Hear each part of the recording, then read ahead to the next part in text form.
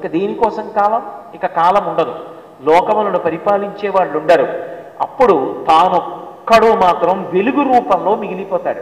ఆయన్ని వెలిగించడానికి వేరు వెలుగుండదు. నత్ర సూర్యోభాతి నచంద్రతారకం నేమా విద్యుతో భాతి కుతోజమగ్ని త్వమేవ భాంతమనుభాతి సర్వం తస్య భాషా సర్వమిదం విభాతి అంటోంది వేదం. తాను వెలుగుల ముద్దగా తానొక్కడు ఈ లోకములకన్నిటికీ అతీతంగా మిగిలిపోయి ఉండిపోతాడు.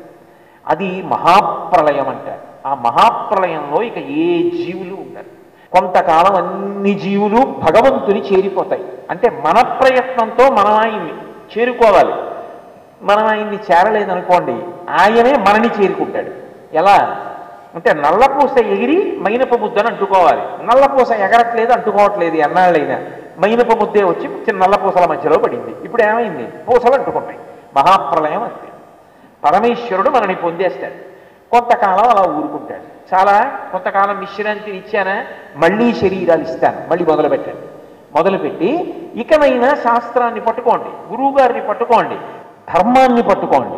ధర్మము చేత తపస్సు, దయ అనేటటువంటి 4 విషయాలు బాగా పట్టుకోండి. అవి ధరించడానికి కారణం. మెల్లమెల్లగా జన్మలు తగ్గిపోయి ఈశ్వరుని యందు కలిసిపోతారు, నా యందు నిలబడిపోతారు. ఇక నాకు మీకు అభేద స్థితి ఏర్పడుతుంది. దీన్ని మహాప్రళయమునందు తాను పొందేస్తాడు. అన్ని ప్రాణులను పొందాడు కాబట్టి అన్ని ప్రాణులు లయమైపోయి, అంటే సంహార ప్రక్రియ కదా మరి. అందుకని అది కూడా హింస కిందకు వస్తుంది కదా. అందరినీ చంపేశాడుగా, ఎవరు లేరుగా. కానీ నిజానికి మహాప్రళయంలో ఆయన అందరికీ గొప్ప విశ్రాంతినిచ్చి వేరొక యుగంలో పుట్టడానికి అవకాశం ఇస్తాడు. ఎందుకో చెప్పనా? ఇప్పుడు ఈ యుగం ఉందనుకోండి, మనసు నిలబెట్టడం కష్టం. కృతయుగం అనుకోండి, ధర్మమునందు మనసు నిలబెట్టడం చాలా తేలిక. 4 పాదాలతో ధర్మం ఉంటుంది. తీసుకెళ్ళి కృతయుగంలో ప్రవేశపెడతారు. తరించరా అప్పుడు అంటాడు. కాబట్టి భగవంతుడు శరీరాలని పడగొట్టి మళ్ళీ జన్మనివ్వడంలో దయ ఉన్నది. మహాప్రళయంలో అన్ని భూతములను పడగొట్టి మళ్ళీ పునఃసృష్టి చేసి కొత్త యుగాన్ని ప్రారంభం చేయడంలో దయ ఉన్నది.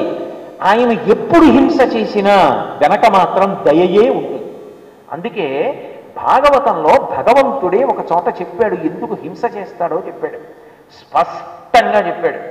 శుద్ధ సాధులందు, సురలందు, శృతులందు, గోవులందు, విప్రకోటియందు, ధర్మ పదవి ఎందు, తవిలి నాయందు వాడెన్న నడువు నాడు హింస పొందు అన్నాడు.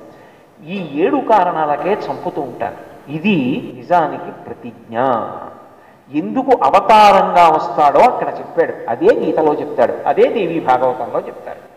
గీతలో చెప్తే పరిత్రాణాయ సాధూనాం వినాశాయ చ దుష్కృతాం ధర్మ సంస్థాపనార్థాయ సంభవామి యుగే యుగే.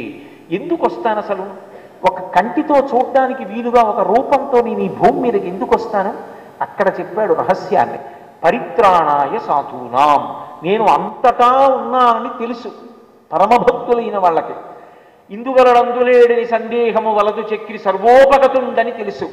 కానీ ఒక రూపంతో చూడాలని ఒక భక్తుడు ఆర్తి చెందాడు. వాడి కోరిక తీర్చడానికి ఒక రూపాన్ని పొందుతాడు. అది మొదటి కారణం. పరిత్రాణాయ సాధూనాం వినాశాయ చ దుష్కృతాం. ధర్మమునకు వ్యతిరేకంగా ఉండి వాడి సుఖం కోసం అందరినీ బాధ పెడుతున్నవాడెవరో వాణ్ణి చంపడానికి వస్తాను.